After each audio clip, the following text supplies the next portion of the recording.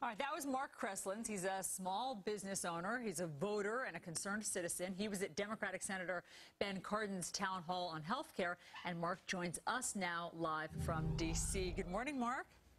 Hi, good morning, Allison. Good morning, Clayton. Good morning, Mike. Hi. So, Mark, we understand that you're a small business owner. You've never been a political activist before, yet something has lit a fire under you now. What exactly is it? Well, I'll tell you, it's exactly what I asked Senator Cardin at the town hall meeting. I came across this figure, $99 trillion, from a fellow by the name of Richard Fisher, who's the president of the Dallas Fed. Pretty unassailable credentials, and when I saw that figure of $99 trillion, I began to wonder, how is this going to get paid?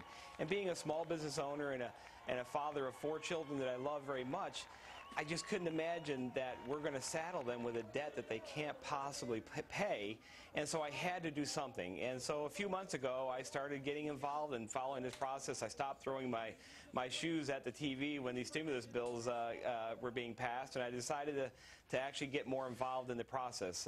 My children mean a lot to me, and I think, what is their future going to be like if we don't resolve this now? Right. It's already going to be tough. So you got $99 trillion. Right. So, Mark, now you got out there and you brought up this number and you asked him about the $99 trillion in debt, but Senator Cardin has repeated that he is not going to vote for any that raises the federal deficit. So he doesn't seem to be, he doesn't want the $99 trillion in debt. What did he say back to you? Well, he didn't really answer the question, and quite frankly, Clayton, most of these politicians won't answer that question, because to answer that question raises a whole different set of other uncomfortable questions.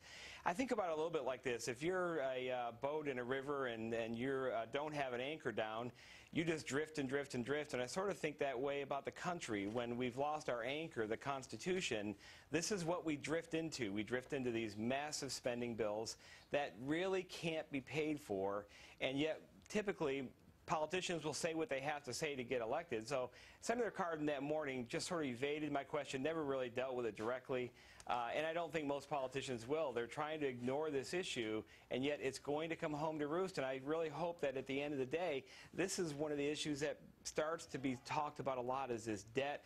Medicare, this health care initiative is going to add some estimates of $1 trillion more. Well, where is that going to get paid for? It's completely lost on me. I read a book a while back by Amity Shlaes, and it was titled The Forgotten Man. And in this book, she sort of argues that it's the forgotten man, me, the average citizen, who ends up paying for this, but yet we don't have a dog in the fight. Well, Mark Kreslins, your voice has certainly been heard, and you spoke up at the town hall meeting, and thanks for coming on to explain it to us this morning. Thanks, Mark. Thank you for having me on, folks. Absolutely. Well, coming up here.